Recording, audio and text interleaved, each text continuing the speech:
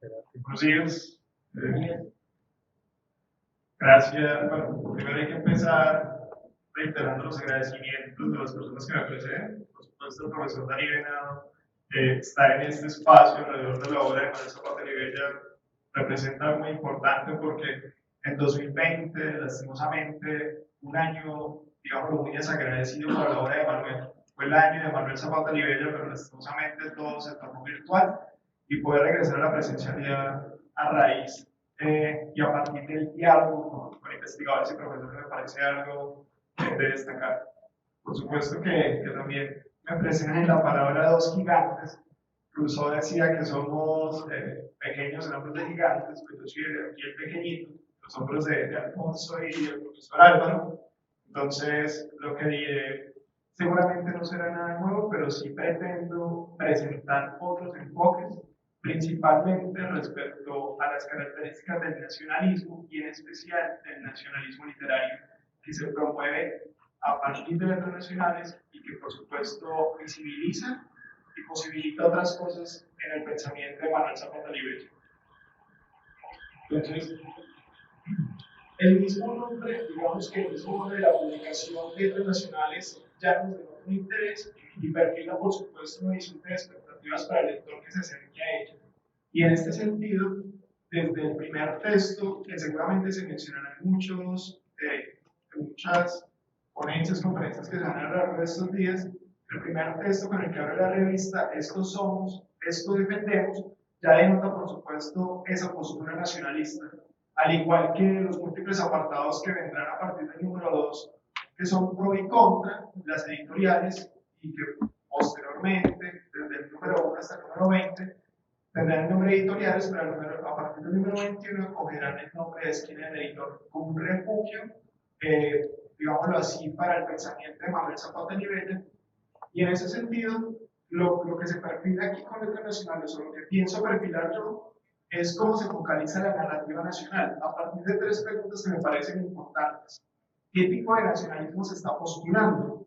¿Qué conceptos o lineamientos configuran ese nacionalismo?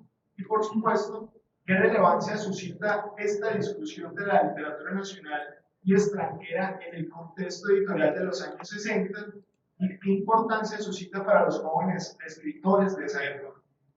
Ahora bien, por supuesto que el nacionalismo que vamos a abordar acá difiere mucho de, como ya bien lo ha dicho el profesor Moira, de la, digamos, de la tradición colombiana de exacerbar un espíritu nacional. Ahora, la discusión en torno a este término resulta muy compleja, porque por supuesto que en algunos casos parece una discusión anacrónica que ya se ha discutido en muchos escenarios. Sin embargo, la emergencia de nuevos fanatismos en el continente, por supuesto que la creciente xenofobia también, y el aparente regreso de algunas dictaduras en algunos países latinoamericanos y centroamericanos, por supuesto que también valida volver a discutir a qué refiere la nación, a qué refiere el nacionalismo. Y por supuesto, pensar el nacionalismo en letras nacionales también nos va a llevar a pensar qué literatura se estaba postulando, qué se estaba difundiendo, y en esa circunstancia de difusión, cómo eso nos permite comprender la construcción literaria que ha llegado hasta el presente. Ahora, ¿qué es el nacionalismo? Por supuesto, ¿no? En términos generales podemos definir el nacionalismo, no era el pensamiento de Manuel, sino en general, podemos definir el nacionalismo como una ideología o principio de cohesión social que posibilita la construcción de un destino colectivo. En otras palabras, es básicamente incluir los miembros de una comunidad en actividades y prácticas de vidas compartidas. Ahora bien, por supuesto que ese es el pro del nacionalismo, el contra vendría siendo que en su nombre se erigen prácticas y actividades fundamentalistas, que en un principio niegan toda diferencia cultural y llevan al exterminio del extraño. Se ponen en marcha imaginarios religiosos, políticos, económicos y culturales extremos, o incluso a raíz del nacionalismo se llega a radicalizar la idea de las fronteras como espacios de control. Ahora, en tal sentido, uno vendría a preguntarse por qué una revista asume un espíritu nacionalista, ¿no? Teniendo en cuenta que fácilmente la palabra en sí misma puede tornarse contradictoria. O sea, en vez de apoyar algo bueno, termina apoyando las dictaduras, promocionando fanatismos religiosos, etcétera, etcétera. Pues bien, Considero que es importante retomar una razón muy sencilla, y es que el nacionalismo planteado por la revista y en consecuencia por el pensamiento de Manuel Zapata Libella refiere a una postura de creación de símbolos y narrativas que cohesionen el pluralismo cultural.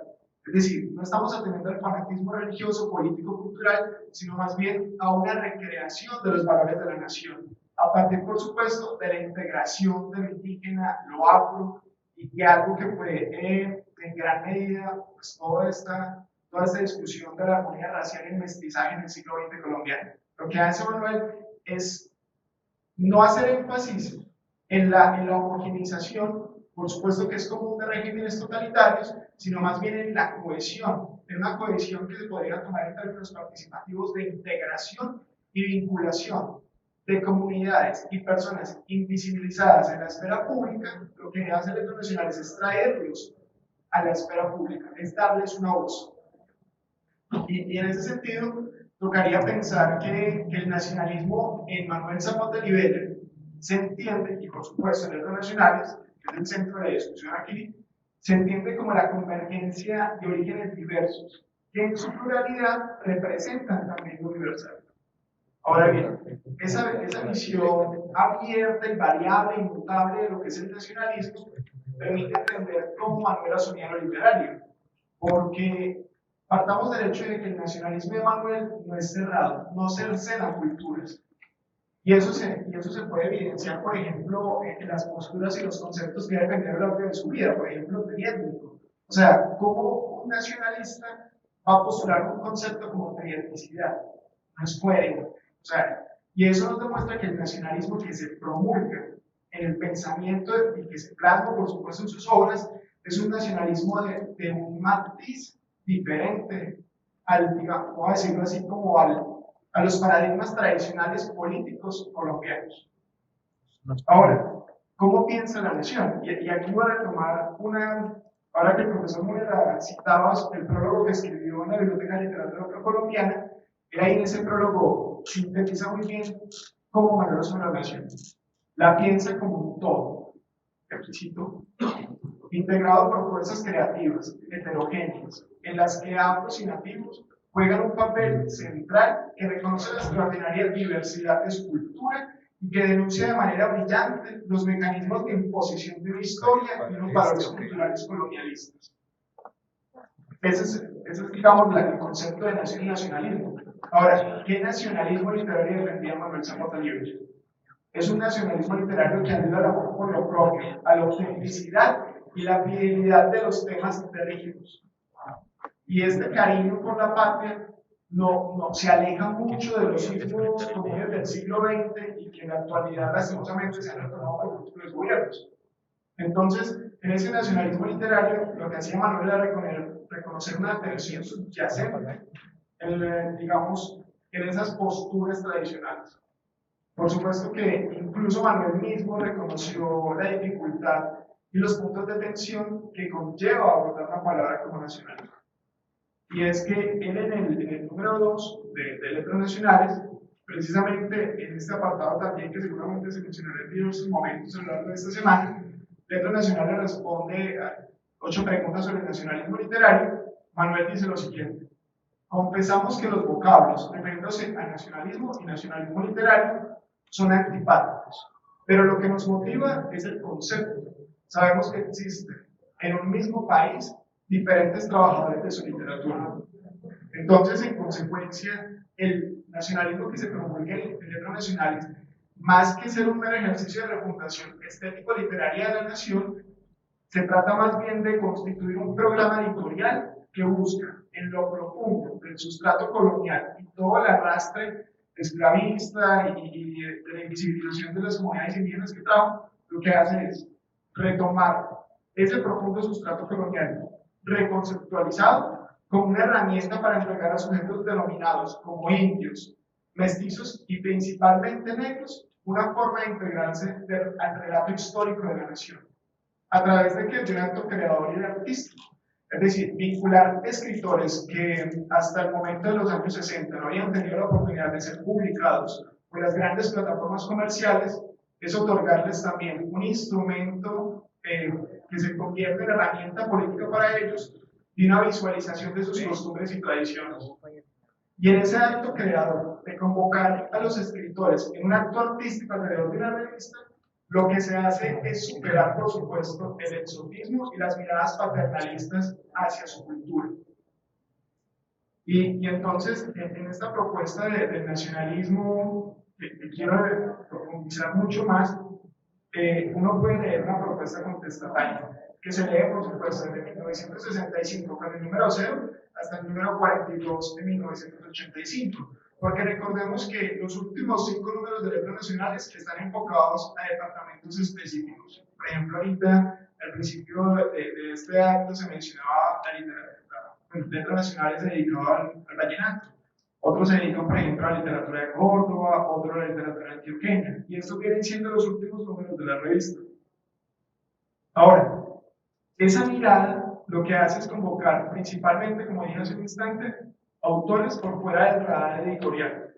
Pero al mismo tiempo posibilita una interlocución entre autores consagrados y autores jóvenes. Y aquí hay otra mirada de por qué el nacionalismo que se propone desde Letras Nacionales no es un nacionalismo cerrado. La revista va a crear un medio de difusión de carácter transcontinental, porque a lo largo de diferentes números se van a publicar textos, tanto de críticos consagrados del continente americano como de Europa y Estados Unidos. Ahora, en esa intención, digamos, de otorgar otra voz, otro sistema de publicación, otro medio de difusión, lo que se está creando es un proceso contrahegemónico, surgido desde las periferias, regiones colombianas, aquí lo vemos, por ejemplo, como regiones del Cauca, el Chocó, el Caribe, que para ese momento, en los años 60, no eran muy reconocidos en lo que se conoció como la ciudad letrada Bogotá. Es decir, que para entrar de esos lugares que están como en los límites fronterizos de la nación, los trae a la capital, los da a conocer. Y ahí, por supuesto, tenemos que desde que escribió Beckman, de qué tipo de culturas, manifestaciones culturales se estaban desarrollando en otras regiones por fuera del centralismo de Bogotá, Medellín. Y ahora, esa me parece que es muy interesante porque ese centralismo lo que propone, o lo que evidencia más bien, es una negación de la diversidad cultural que integra Colombia. Entonces, este nacionalismo lo que hace es proponer la integración de esa diversidad cultural, no bajo la eliminación del otro, sino la integración del otro. Ahora, algunos de estos ejemplos, para ser un poco más puntuales de esa defensa de lo nacional, se puede dar, por ejemplo, en algunos números, y aquí 5 ejemplos puntuales. Desde el número, bueno, hay muchos números, porque son 42 en total, pero vamos a sentirnos muy específicos, y es en el apartado editorial, por ejemplo, que se convierte después en esquina de editor, como ya lo mencioné, lo que hace Manuel es proponer no solo esta perfilación del nacionalismo, sino también, si bien desde el apartado editorial no se prefiere la creación de un campo intelectual afrocolombiano, sí se dan los primeros inicios o pasos de ese campo intelectual afrocolombiano. Y que autores van a evidenciar también ese nacionalismo por fuera de Manuel Zapata Libeña, Eduardo Pachón Padilla, Enrique Santos Morano o Darío Luis Gómez. ¿Por qué? Porque ellos van a, si uno mira letras nacionales, los textos que se incluyen de ellos son abocados, por ejemplo, al cuento, a la novela, cómo es el estado del cuento colombiano, cómo es el estado de la novela colombiana, latinoamericana o hispanoamericana. Y eso también en otros, digamos que en otros ejemplos, uno puede citar, por ejemplo, el número 14 de letras nacionales.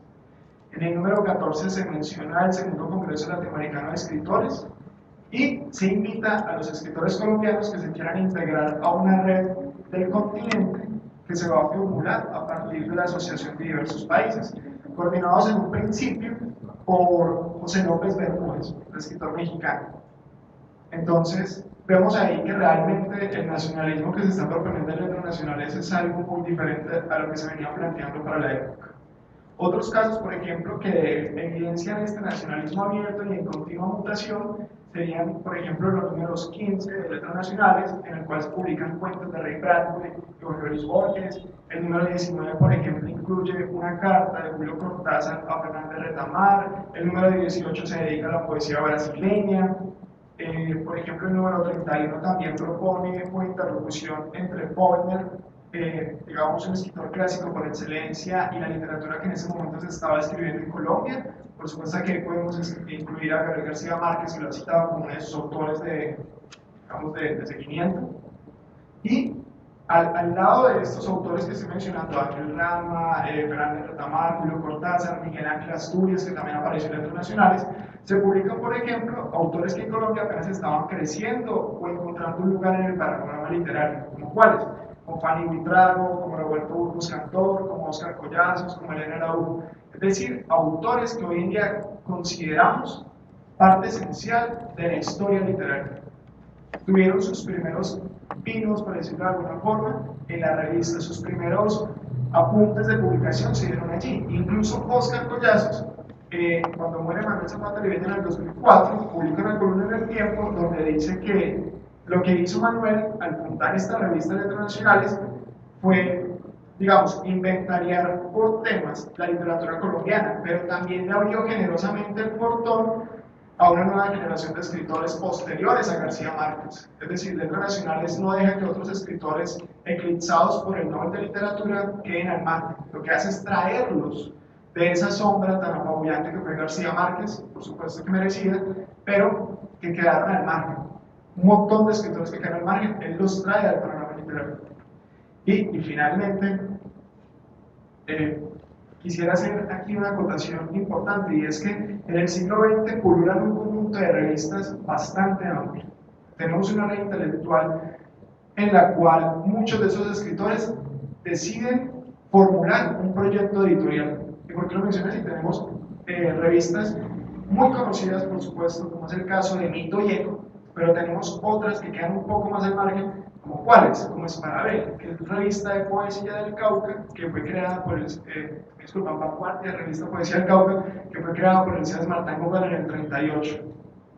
Además de eso, tenemos otras revistas, por ejemplo, como Alternativa, que fue creada en 1974 hasta el 80 y que tuvo la participación de intelectuales muy importantes como Antonio Caballero a propósito de su reciente muerte, Orlando Fals Borda o Eduardo Santos. Es decir, Letras Nacionales, si bien es la que asume de manera directa el discurso nacionalista, todas las revistas que surgen en la época, aunque no lo digan de manera directa, también atienden a una defensa de lo nacional, porque publican los autores que las grandes plataformas editoriales del libro no publicaban.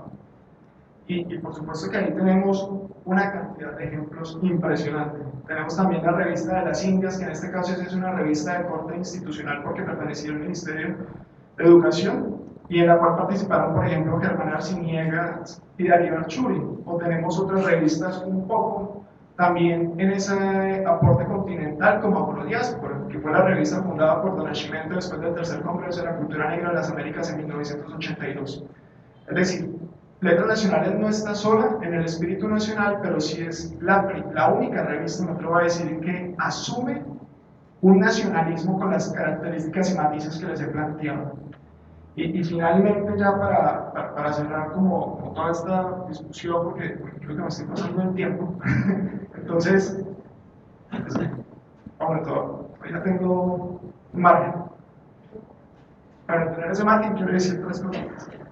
La primera es que con todo este pulular de revistas que he mencionado, que hacen parte de los intelectuales de su momento, bueno, y una que se me escapaba que es muy importante, que es América Negra, fundada por Nina S. de Prima, la antropóloga Bogotá, que me parece algo sustancial, porque si bien las revistas fueron proyectos iniciados por hombres, el que esta revista haya sido fundada, dirigida por una mujer que se insertó en la esfera intelectual colombiana, es de destacar mucho más. Una revista que nació a raíz más bien, de la expedición humana dirigida por Jaime Bernal Villegas de la Pontificia Universidad Javeriana. Nació en el 91 y se extendió hasta el 98. De todas las revistas que he mencionado hasta el momento, Eco, Mito, Alternativa, Vanguardia, Esparabel, es la única revista que no se enfoca en lo literario. Es una revista enfocada propiamente a la teoría y la crítica de las comunidades negras indígenas de Colombia.